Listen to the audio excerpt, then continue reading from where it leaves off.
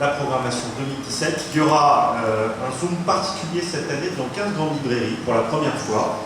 Nous avons été très heureux du très bon accueil que nous avons reçu des libraires. 15 des plus grandes librairies régionales françaises ont accepté pendant les 48 heures de mettre vraiment un zoom sur la bande dessinée dans leur librairie. Alors, évidemment, ils vont se servir de tout dispositif de communication pour bien identifier l'opération chez eux, mais on leur a demandé aussi de compléter les animations que nous on va proposer. Et donc nous on va évidemment avoir des animations avec des auteurs, mais eux vont aussi réfléchir à d'autres manières d'animer leur librairie pendant les 48 heures en mettant vraiment un accent majeur sur la bande dessinée. Là aussi, on les invite à, pour ceux qui ne le font pas encore, sortir la BD de son rayon, l'amener vers les lecteurs, et notamment ceux qui aujourd'hui ne connaissent pas forcément la diversité et l'importance de l'offre de bande dessinée, dans un esprit intéressant et constructif pour chacun, qui consiste à aller chercher de nouveaux lecteurs de bande dessinée, au-delà du public habituel des lecteurs de bande dessinée. Donc là, on a vraiment des librairies extrêmement importantes dont les noms parlent à tout le monde. Le Furet du Nord à Lille, Voilà à Bordeaux, Ambre Blanche à Toulouse, Des Citres à Lyon qui va être très actif, là du Livre à Nancy, l'Armitière à Rouen, etc. etc. Et le plaisir qu'on a eu nous dans cette approche-là, qui est effectivement nouvelle, c'est que tous nous ont dit oui, sauf une que je ne citerai pas, ce n'est pas gentil, elle a sûrement ses raisons, elle doit être bonne. Mais voilà, on a eu un taux de réponse extrêmement favorable sur cette opération. Et du coup, on a rajouté aussi une librairie à Bruxelles, Filigrane, qui est une librairie, la librairie généraliste majeure de Bruxelles, qui va également, pendant les 48 heures BD, mettre un accent sur la bande dessinée dans sa librairie. Voilà. Alors, c'est une première avec ces grandes librairies, donc on va apprendre aussi en marchant avec eux. Moi, je compte d'ailleurs me rendre dans plusieurs d'entre elles pendant les 48 heures pour voir un petit peu comment tout ça se met en place. Et l'objectif, c'est petit à petit de renforcer encore ce dispositif et de toujours donner plus de place à la bande dessinée, y compris dans les librairies généralistes, ce qui évidemment est dans l'intérêt de tous, également les librairies spécialisées, voilà, qui elles sont déjà très actives et participent. On va poursuivre un peu plus loin. Donc dans les animations, comme vous pouvez le voir ici, on a déjà un certain nombre de choses qui sont actées, qui sont mises en place. Beaucoup d'autres choses sont encore en train d'être travaillées avec l'équipe de tome 2 qui nous accompagne sur cette dimension-là et quelques autres aussi. Et comme vous pouvez le voir, on a ici quelques auteurs très intéressants qui s'investissent. Dans les grandes librairies régionales, je n'ai pas cité, il y a aussi Maupetit à Marseille, Sauran à Montpellier, qui nous souhaitent une bonne reprise. L'Intranquille à Besançon, BD à Tours, Le Fire à Rennes, évidemment, etc. etc. Vous voyez ici quelques-uns des auteurs qui participent, et il y aura un peu plus de 80 animations cette année, dans toute la France, parlant d'une centaine en fait. Mike Simon, la librairie du roman, la librairie de la Cité de la bande dessinée aussi, qui est associée également à l'opération. Voilà. Comme vous pouvez le voir, les auteurs sont extrêmement variés, il y a des grands noms, des auteurs moins connus, de nouveaux auteurs, et c'est vraiment ça la fête de la bande dessinée, c'est pour tous les goûts, pour tous les types de lecture. Et il est très plaisant de voir que pour la deuxième année, cette dimension animation, implication des auteurs continue à faire son trou, et que, comme vous avez pu le voir avec le témoignage de Catel et d'Horizon, les auteurs maintenant commencent à vraiment s'approprier la manifestation de l'opération, et voilà, donc ça devient toute la notion de fête de la bande dessinée.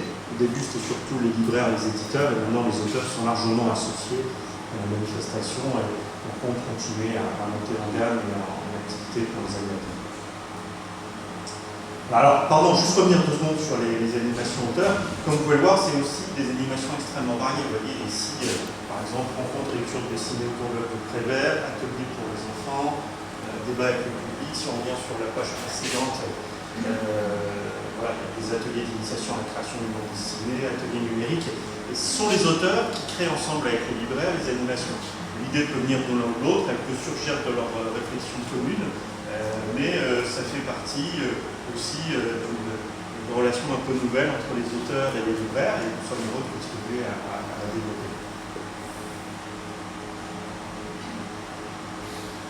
Voilà, dans les actions de nature sociale, comme vous le savez, les 1 € que nous prenons depuis 3 ans sur les bandes dessinées qui sont proposées dans le librairie nous permettent en fait d'offrir 50 000 bandes dessinées dans les écoles et collèges.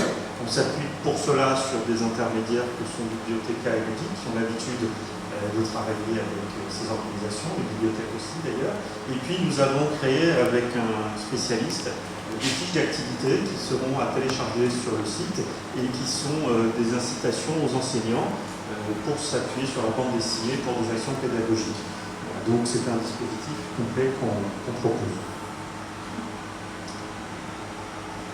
On a, pour la première fois cette année, ça fait partie des autres grandes nouveautés de l'année, une opération spéciale qui aura lieu dans le lycée d'Île-de-France, un parcours BD éducatif, 15 lycées, 15 médiathèques, 15 auteurs. Donc ça veut dire qu'environ 500 élèves de seconde bénéficieront de ce programme. Une sortie culturelle qui permet de découvrir la médiathèque à proximité, une rencontre avec un artiste, une bande dessinée offerte.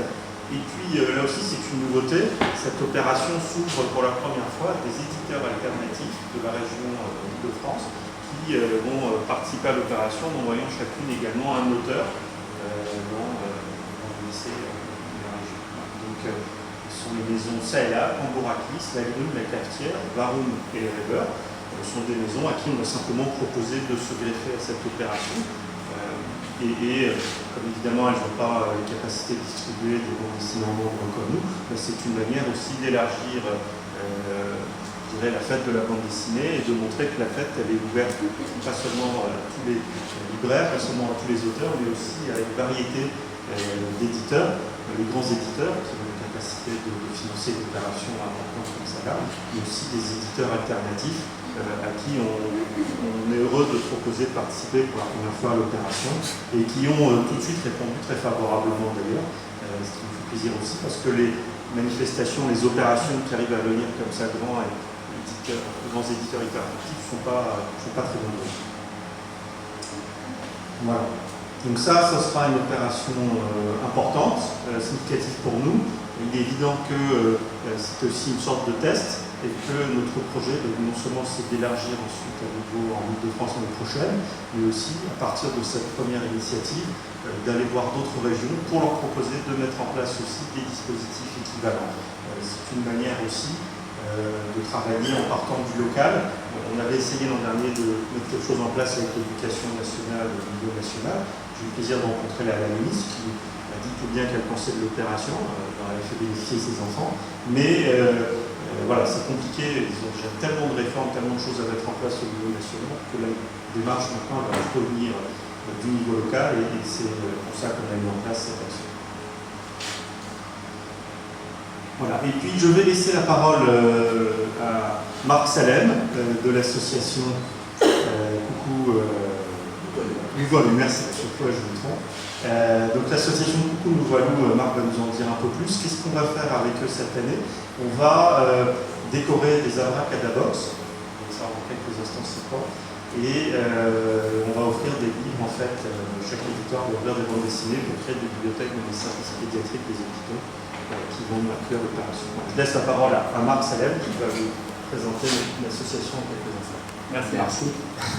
C'est une coïncidence, mais en fait, il y a plus de 10 ans, avec Moïse, on s'était déjà rencontrés parce que je travaillais dans le milieu hospitalier et il nous avait offert un stand lors d'un salon qu'il avait créé qui s'appelait le Salon du cinéma à l'époque.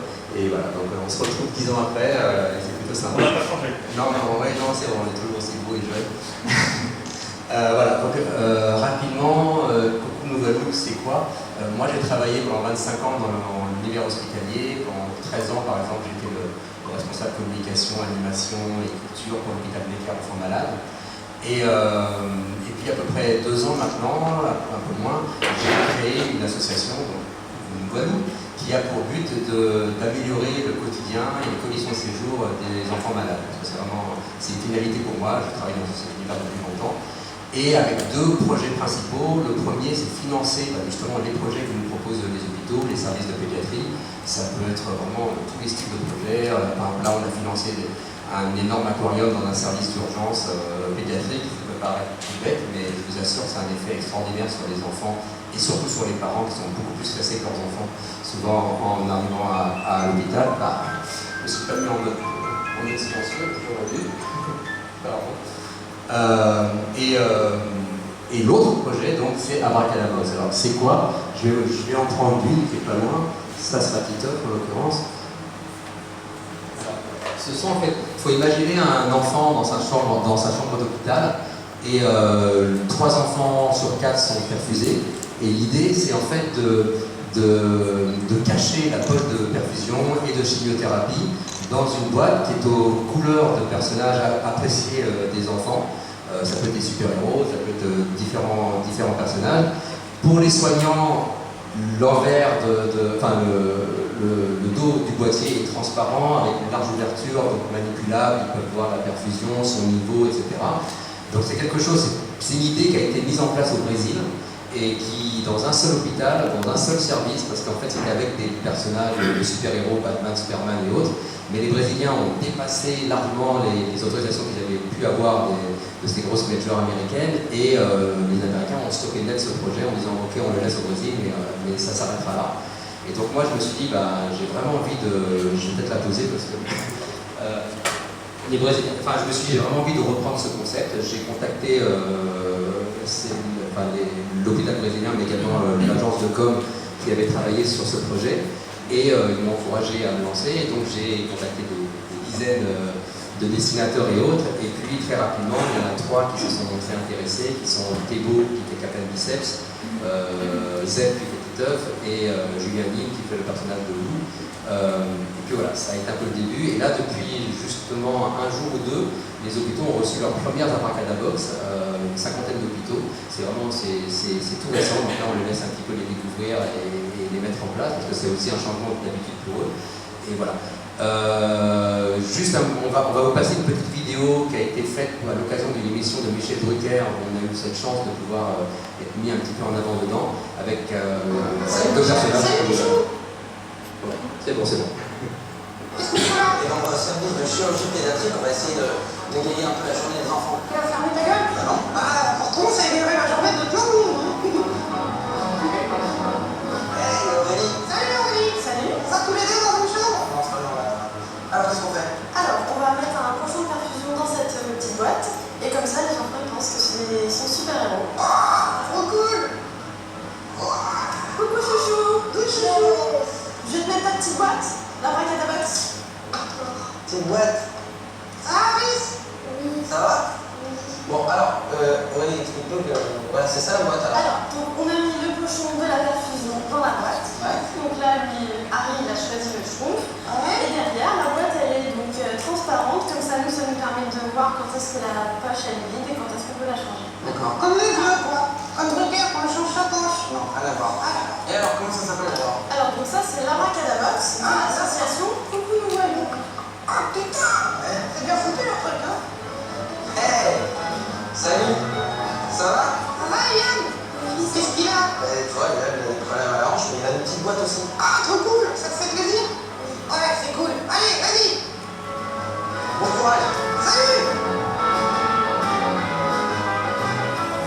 Michel, on vous rend l'antenne et merci beaucoup. Hein. Merci Michou. Je t'arrive bientôt. Salut Michel. Salut Michou. Qu'est-ce qu'on fait là? Et dans le service de Alors, chirurgie je pensais. pédiatrique. Et alors, le partenariat avec les 48 heures de la BD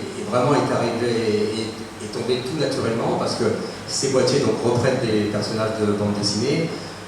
Il est utile de dire que les 48 heures de la BD c'est très lié à la bande dessinée, et donc vraiment c'était un rapprochement tout naturel. Ce qui se passe, c'est que chaque éditeur a proposé un personnage, et que donc on va faire une série collector de boîtiers qui vont être offerts à 10 hôpitaux, avec donc différents personnages qui sont repris ici.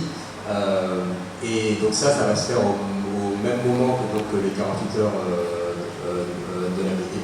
Et donc nous on est tout fiers de ça, parce que c'est une belle opération, les hôpitaux sont partants. Il y aura également probablement des animations qui seront mises en place, on est en train de penser à ça, avec les enfants malades dans les hôpitaux. Et voilà, donc c'est une belle première pour nous, et j'espère que ça sera le début d'une longue histoire. Merci. On le souhaite aussi. Merci Marc de nous avoir vous accompagné dans ce projet.